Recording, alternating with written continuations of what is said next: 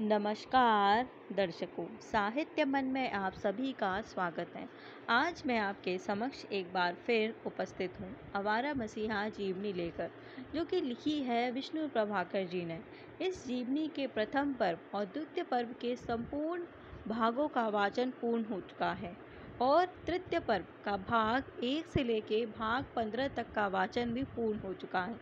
इन सभी भागों का वाचन आप मेरे चैनल से वीडियो के रूप में प्राप्त कर सुन सकते हैं। अब हम शुरू करेंगे तृतीय पर्व का भाग 16। किशोर अवस्था में शरद बाबू ने अनेक नाटकों में अभिनय करके प्रशंसा पाई थी। उस समय जनता को नाटक देखने का बहुत शौक था, लेकिन भले घरों के लड़के मंच पर आए यह कोई स्वीकार करना नहीं चाहता था। शरद बाबू थे जन्मजात विद्रोही, इसीलिए वे बराबर अभिनय में रुचि लेते रहे। कलकत्ता और फिर बर्मा जाकर भी उनका यह शौक किसी न किसी रूप में जीवित रहा। रंगून में उन्होंने बिल्वमंगल थिएटर की स्थापना का प्रयत्न किया था, परंतु गायिका विधुबाला की अकस्मात मृत्यु से इस थिएटर की भ्रूण हत्या हो गई। अभिनय में इतनी रुचि रहने पर उन जैसे कृतिकार के लिए यह स्वाभाविक था कि उनके मन में स्वयं नाटक लिखने की लालसा जागती। जिस प्रकार से वह अप्रसिद्धि के अंधकार से बाहर आए, उस समय उन्होंने अपने परम मित्र प्रमथ नाथ को एक पत्र लिखा था। मैंने भी एक नाटक लिखने का निश्चय किया है। यदि अच्छा हो तो क्या उसका किसी थिएटर में अभिनय हो सकता है? लेकिन ऐसा लगता है कि यह मात्र प्रस्ताव होकर ही रह गया। वह नाटक नहीं लिख पाए। फिर धीरे धीरे इस ओर से उनका मन हटता गया। लगभग 15 वर्ष बाद जब उनके प्रशंसकों ने उनके उपन्यासों के आधार पर नाटक लिखने की बात उठाई, कुछ ने ऐसा करने का प्रयत्न भी किया था, तो उनका ध्यान फिर से इस ओर आकर्षित हुआ। श्री अक्षय चंद्र सरकार को इस संबंध में उन्होंने एक पत्र में लिखा, मेरे उपन्यासों को नाटक बनाकर अभिनय करने के संबंध में साधारण नियम इतना ही है कि वह नाटक छपाया ना जा सकेगा और कोई व्यापारी थिएटर वाला इससे अर्थोपार्जन नहीं कर सकेगा। यदि यह ना हो तो शौक से अभिनय करने और उसके लिए टिकट बेचने में मेरी कोई मनाही नहीं है। किन्हीं सज्जन ने दत्ता उपन्यास के आधार पर एक नाटक तैयार भी किया था। शरद बाबू ने स्वयं उसमें संशोधन किए और उसका नाम रखा विजया। वे मानते थे कि नाटक बनाने के लिए उपन्यास की कथा को नया रूप देना होगा और यह काम करके अतिरिक्त दूसरा व्यक्ति नहीं कर सकता और यह काम उनके अतिरिक्त दूसरा व्यक्ति नहीं कर सकता। लेकिन यह नाटक आसानी से नहीं लिखा जा सकता था। उनके प्रकाशक हरिदास चट्टोपाध्याय अब उनसे निराश हो गए, तो उन्होंने किसी और व्यक्ति से उसे लिखा लेना चाहा। शरद बाबू ने जवाब दिया, आप उसे दूसरे से लिखा लेना चाहते हैं, लेकिन क्या वह मुझसे जल्दी कर सकेगा? अनेक असुविधाएं होंगी। बीच में लेखक के स्वयं न रहने से उनका दूर होना कठिन ही समझता हूँ और अभिनय की दृष्टि से भी वह बहुत अच्छा होगा, उसकी भी आशा नहीं रखता। मेरा अपना लिखा होने से यह बाधा नहीं रहती है और मैं भी एक नाटक विजया नाम से प्रकाशित कर सकता, दूसरे का लिखा होने से तो नहीं कर सकूँगा। प्रथम अंक प्रबोध गृह देखने को ले गए थे, सो दिया ही नहीं। कापी थी, उसको अभिनय उपयोगी करके लिखना आरंभ किया था कि इसी समय विस्मय आ पड़ा।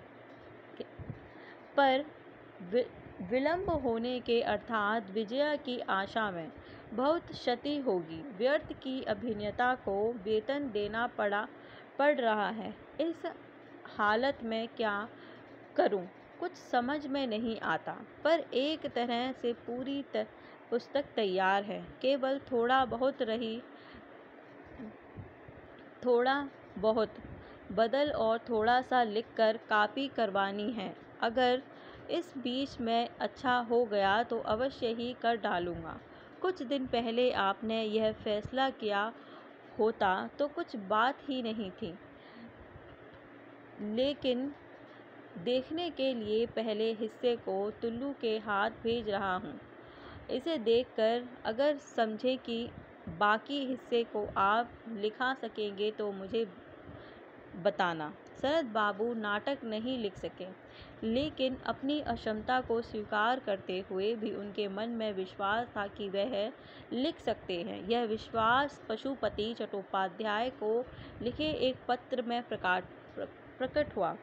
नाटक शायद मैं लिख सकता हूँ, कारण नाटक की जो अत्यंत प्रयोजनीय वस्तु है, उस कथन को लिखने का अभ्यास मुझे है। बात कैसे कहनी चाहिए, कितनी सरल बनाकर कहने से वह मन पर गहरा असर करती है, इस कौशल को नहीं जानता। ऐसा नहीं है। इसके अतिरिक्त अगर चरित्र या घटना निर्माण की बात कहते हो तो उसे भी कर सकता हूँ, ऐसा मुझे विश्वास है। नाटक में घटना या सिचुएशन तैयार करनी पड़ती है चरित्र सृजन के लिए ही। चरित्र सृजन दो तरह से हो सकता है। एक है प्रकाश, अर्थात पात्र पात्री जो है उसी को घटना परंपरा की सहायता से दर्शकों के सम्मुख उपस्थित करना, और दूसरा है चरित्र का विकास, अर्थात घटना परंपरा के अंतर से उसके जीवन में परिवर्तन दिखाना। यह अच्छाई की ओर हो सकता है और बुराई की ओर भी। मान लो कोई आदमी 20 साल पहले विल्सन होटल में खाना खाता था, झूठ बोलता था और दूसरे बुरे काम भी करता था। आज वह धार्मिक वैष्णव है। बंकिम चंद्र के शब्दों में पत्तल पर मछली का रस गिर जाता है तो उसे हाथ से पोंछ देता है। फिर भी हो सकता है कि यह उसका दिखावटीपन ना हो, सच्चा आंतरिक परिवर्तन हो। कुछ घटनाओं के कारण या भले आदमियों के संपर्क में आकर उनसे प्रभावित होकर वह सचमुच ही बदल गया हो। अतएव वह 20 वर्ष पहले जो था वह भी सत्य है और आज जो हो गया है वह भी सत्य है। नाटक में इसी को रचना के अंदर से पाठक या दर्शक के सम्मुख ऐसे उपस्थित करना होगा कि यथार्थ दिखाई दे। उन्हें ऐसा नहीं लगना चाहिए कि रचना में इस परिवर्तन का कारण कहीं ढूंढने पर भी नहीं मिलता। काम कठिन है। और एक बात, उपन्यास की तरह नाटक में लचीलापन नहीं है। उसे एक निश्चय समय के बाद आगे नहीं बढ़ने दिया जा सकता। एक के बाद दूसरी घटना को सजाकर नाटक को दृश्यों या अंकों में विभाजित करना, वह भी चेष्टा करने पर शायद सुसाध्य नहीं। उन्होंने कहा, थिएटर केवल आनंद के लिए ही नहीं है, लोक शिक्षण का कार्य भी करता है। लेकिन अगर देश के नाटककारों ने इस सत्य को प्रतिपादित करते हुए कभी ऐसा नाटक लिखा है तो वह फौरन ही शांति रक्षा के नाम पर आयन की आड़ में राज्य सरकार द्वारा जब्त कर लिया गया है। इसी कारण सत्य से वंचित हमारी नाट्यशाला आज देश के सामने ऐसी लज्जित, व्यर्थ और अर्थहीन है। संभवतः इसी कारण उन्होंने नाटक लिखने की ओर विशेष ध्यान नहीं दिया। केवल दत्ता, पल्ली समाज और देना पावना, इन 3 उपन्यासों के नाट्य रूप तैयार किए। षोडशी देना पावना का रूपांतर है। इसका प्रथम प्रारूप कवि शिवराज चक्रवर्ती ने तैयार किया था। अंतिम रूप दिया स्वयं शरद बाबू ने। भारती में वह इन्हीं के नाम से प्रकाशित हुआ और पारिश्रमिक रूप में 300 रुपये मिले। उसमें से 100 रुपये उन्होंने शिवराम चक्रवर्ती को दे दिए। नाट्य मंदिर के रंगमंच पर षोडशी का निर्देशन उस समय के सुप्रसिद्ध निर्देशक श्री श्रीधर भादुड़ी ने किया। मुख्य पात्रों की भूमिका में जीवानंद के रूप में स्वयं श्रीधर भादुड़ी मंच पर आए। षोडशी का अभिनय अभिनेत्री चारुबाला राय साहब का योगेश बाबू और सागर सरदार का मनोरंजन भट्टाचार्य ने किया। शिशिर और चारू का अभिनय शरतचंद्र को बहुत पसंद आया। मित्रों से उन्होंने उसकी बार बार प्रशंसा की है, लेकिन उन्हें इस बात का सदा दुख रहा है कि अपनी इच्छा के विरुद्ध शिशिर बाबू के कहने पर उन्हें नाटक को दुखांत बनाना पड़ा। उपन्यास में कहानी का अंत सुखद है। नाटक में जीवानंद को मारने की सार्थकता से वह कभी स्वीकार नहीं कर सके। षोडशी का संदेश उसके जीवित रहने में जिस प्रकार सार्थक होता है, उस प्रकार मरने में नहीं। उन्होंने इस संबंध में शिशिर को एक पत्र भी लिखना शुरू किया था, लेकिन फिर उसे पूरा नहीं किया, क्योंकि वह जान गए थे कि थिएटर के सभी लोग यह जैस है में सस्ते ड्रामेटिक इफेक्ट की चिंता है। यह नाटक एक और कारण से महत्वपूर्ण है। कई बार कवि गुरु रवींद्रनाथ से उनका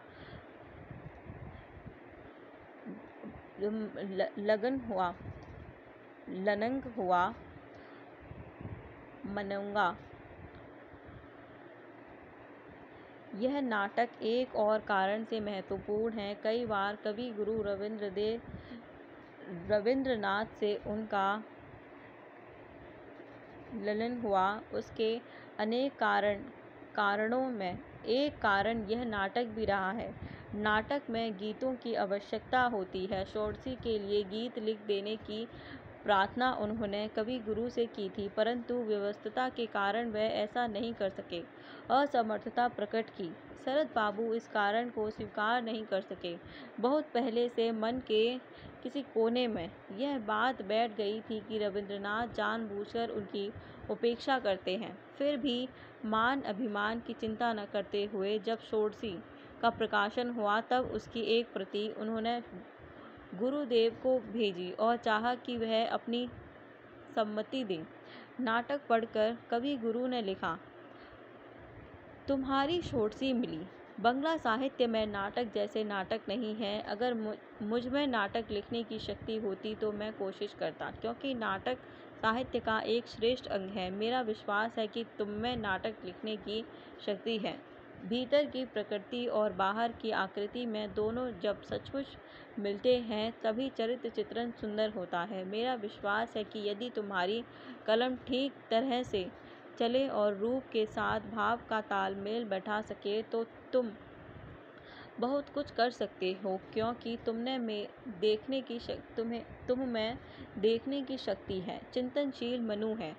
इसके अतिरिक्त देश के लोक चरित्र के संबंध में तुम्हारी अभिज्ञता का क्षेत्र बहुत बड़ा है। लेकिन तुम यदि वर्तमान के दावे और जनसमूह की अभिरुचि को नहीं भूल पाते, तो तुम्हारी इस शक्ति में व्यवधान पड़ेगा। जो सचमुच बड़ा साहित्य है, उसका परिप्रेक्ष्य दूरव्यापी है।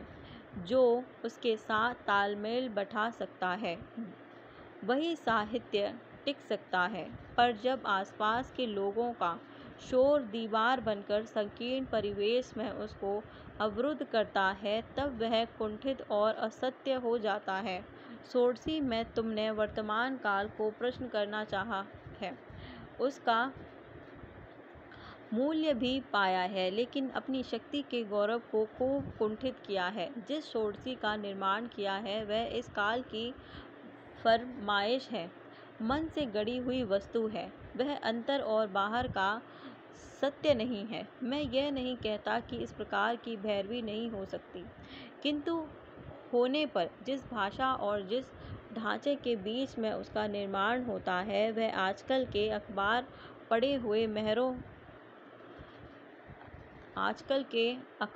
पढ़े हुए शहरों में नहीं मिलती है। जिस कहानी में हमारे गांव की सच्ची भैरवी आत्म प्रकाश कर पाती, वह यह कहानी नहीं है। सृजक के रूप में तुम्हारा कर्तव्य था कि इस भैरवी को एकांत सत्य बना देते। लोक रंजन के लिए आधुनिक काल की चलती भावुकता से पूर्ण कहानी की रचना नहीं करनी थी। जानता हूँ मेरी बात से तुम्हें गुस्सा आएगा, किंतु तुम्हारी प्रतिभा में मुझे श्रद्धा है, तभी सरल मन से अपनी राय दे रहा हूँ। नहीं तो कोई आवश्यकता नहीं थी। तुम साहित्य के बड़े सार्थक हो। इंद्र यदि सामान्य प्रलोभन से तुम्हारा तपोबन करते हैं तो वह नुकसान साहित्य का है। तुम वर्तमान से मूल्य प्राप्त करके खुश हो सकते हो, किंतु शाश्वत काल के लिए क्या दे जाओगे? शरद बाबू गुरुदेव की इस धारणा से सहमत नहीं हो सके। अपने मनोभावों को व्यक्त करते हुए उन्होंने एक लंबा पत्र लिखा। यद्यपि इस पत्र में आवेश और उफान नहीं है, फिर भी इतना तो स्पष्ट है कि गुरुदेव की बात अच्छी नहीं लगी। उन्होंने लिखा, यह नाटक मेरे एक उपन्यास को लेकर लिखा गया है, इसलिए उपन्यास में जितनी बात कह पाया, चरित्र चित्रण के लिए जितनी घटनाओं का समावेश कर पाया, नाटक में उतना नहीं कर सका। काल की दृष्टि से नाटक का परिसर विस्तार छोटा है, व्याप्ति की दृष्टि से भी इसका स्थान संकीर्ण है। यह बात लिखते समय मैंने भी एक बार अनुभव की थी।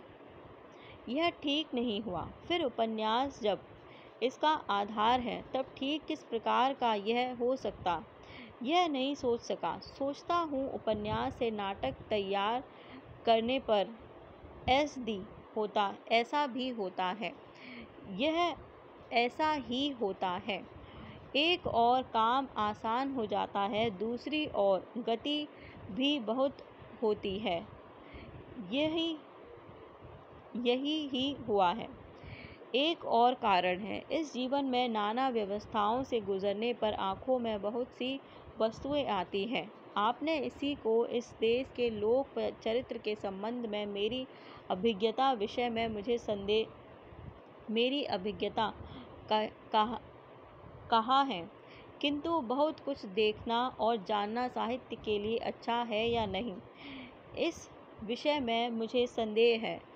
अभिज्ञता केवल शक्ति ही नहीं देती, उसका हरण भी करती है। एवं सांसारिक सत्य साहित्य का सत्य नहीं भी हो सकता। जान पड़ता है यह पुस्तक उसका उदाहरण है। इसको मैंने एक ऐसी घटना के आधार पर लिखा है जिसको मैं घनिष्ठता से जानता हूँ। यह ज्ञान ही मेरी मुसीबत हो गया है। लिखते समय कदम कदम पर विरह करके उसने मेरी कल्पना के आनंद और गति में बांधा ही नहीं, उन्हें विकृत भी किया है।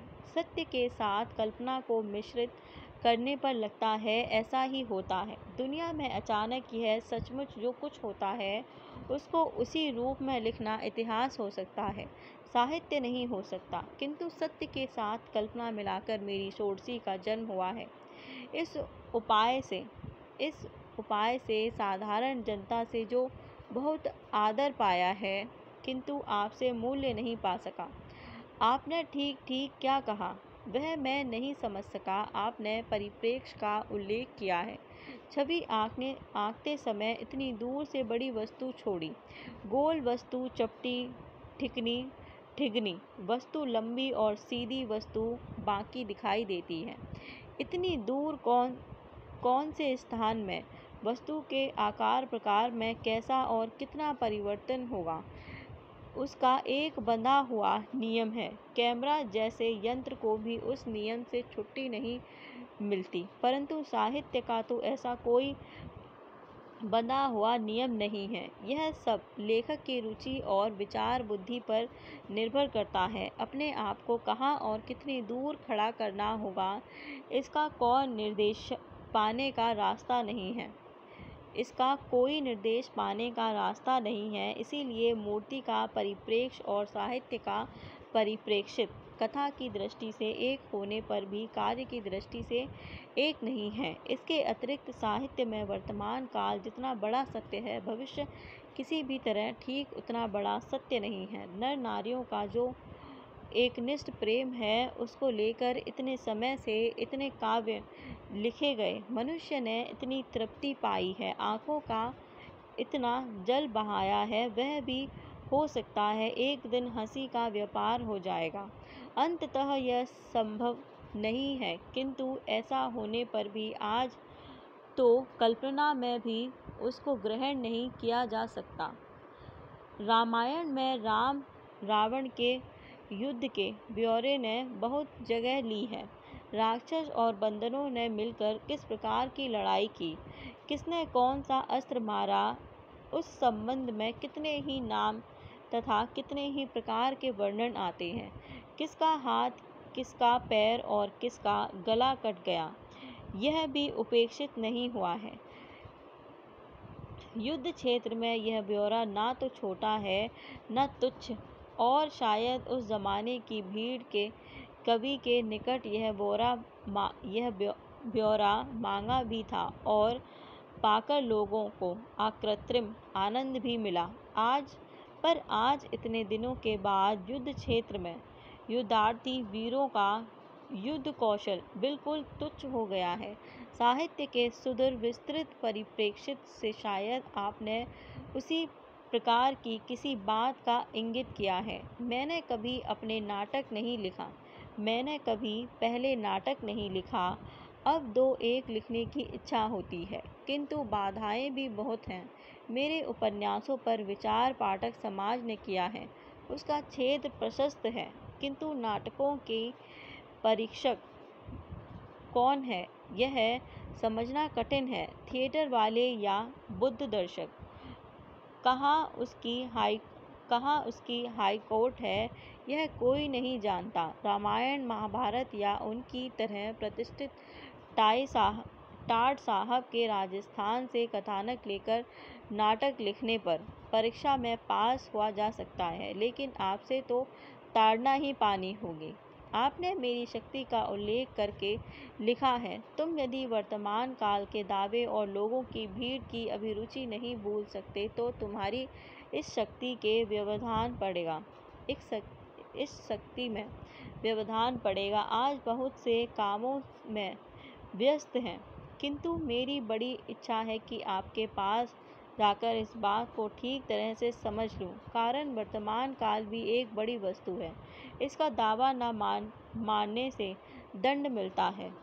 इसके उत्तर में रविंद्रनाथ ठाकुर ने लिखा, तुम में प्रतिभा है, इसीलिए मैं तुमसे मांग करता हूँ। वह मांग साहित्य की तरफ से मांग है। बहुत से मामलों में एक युग के वर्तमान का भोग वर्तमान काल में ही समाप्त हो जाता है, पर साहित्य के प्रत्येक जाति चिरकाल की संपत्ति की कल्पना करती है। इस संपत्ति को सृजन करने की जिनमें क्षमता है, वह वर्तमान के किसी प्रलोभन में ना आ जाएं और उनका तपोभंग ना हो, यही हम लोग तहे दिल से चाहते हैं। जो लोग संसार में केवल वर्तमान काल की मांग की पूर्ति करने आए हैं, उनकी संख्या असीम है। उनको तैयार की हुई बांस की छपचियों से भरी मजलिस है, यदि तुम वहाँ पैर रखो तो उससे तुम्हारी जाति चली जाएगी। तुमने लिखा है कि वर्तमान भी बहुत बड़ी वस्तु है, वहाँ पर वह सचमुच ही बहुत बड़ी वस्तु है, जहाँ अनुपस्थित काल में भी उसका प्रवेश अधिकार है। वर्तमान काल का एक बहुत बड़ा अंश है जो क्षणजीवियों का है। आधुनिक डेमोक्रेसी के युग में साहित्य के दरबार में गला फाड़ फाड़ कर वह अपनी मांग पेश करते रहते हैं। इस युग में इस मांग से बचकर निकल जाना एक बहुत कठिन समस्या हो गई है। पहले के युगों में यह समस्या इतनी कठिन नहीं थी।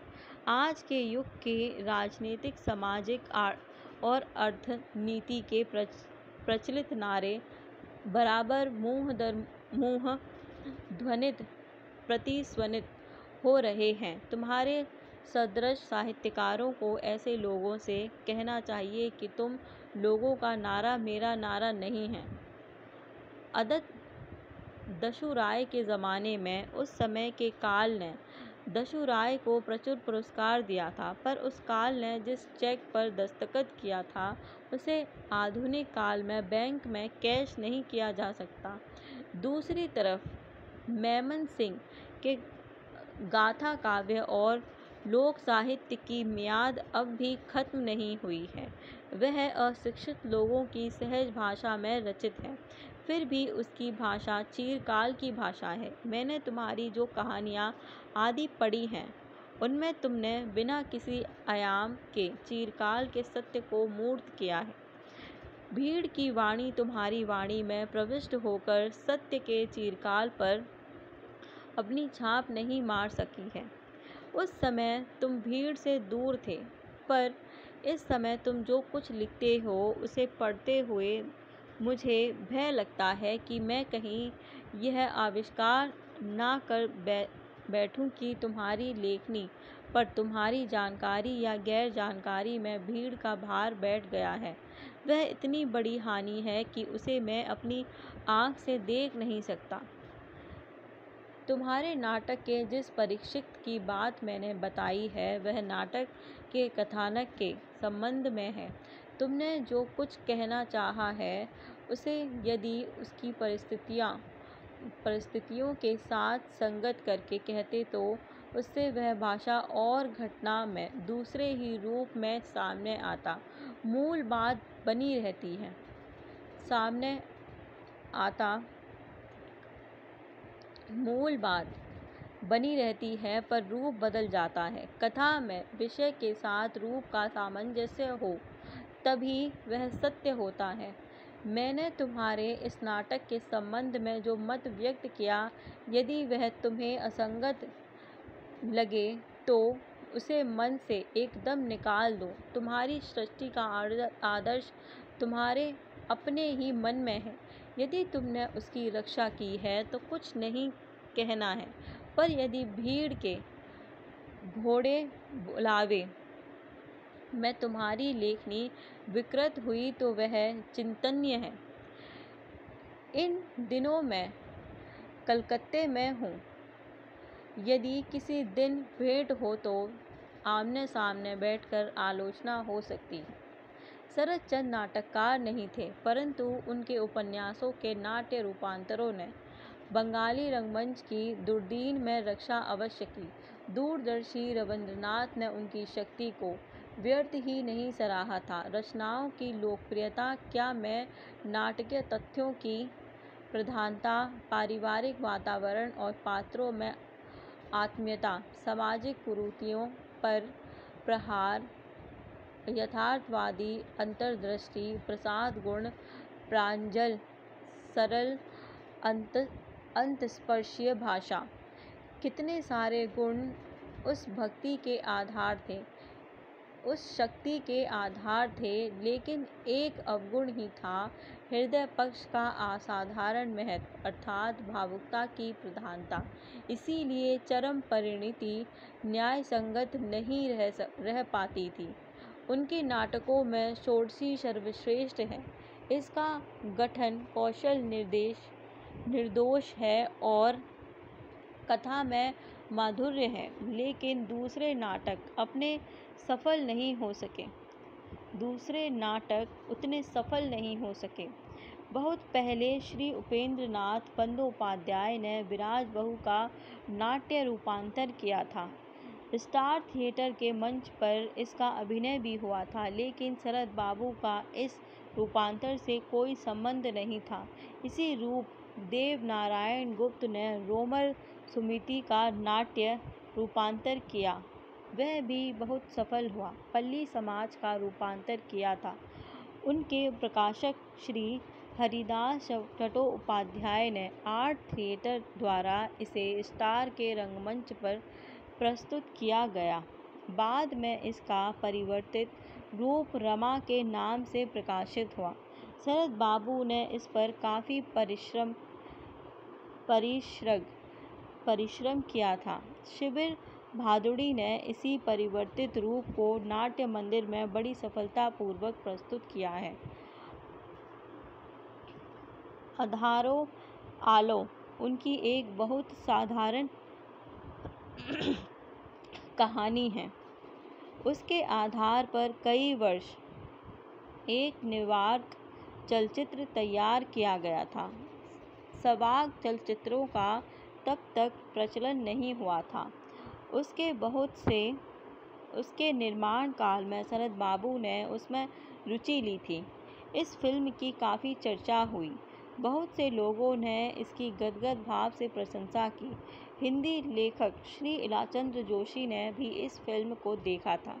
जब वह शरदचंद्र से मिलने के लिए गए तो उन्होंने जोशी जी से पूछा, तुम्हें फिल्म कैसी लगी, सच बताना। सकुचाते हुए जोशी जी ने धीरे से उत्तर दिया, किसी अच्छी साहित्यिक कहानी ही स्पष्ट को फिल्म में उसी खूबी से उतार लाने की कला बहुत कठिन है। कोई विदेशी फिल्म भी अभी तक सफल नहीं हो पाई।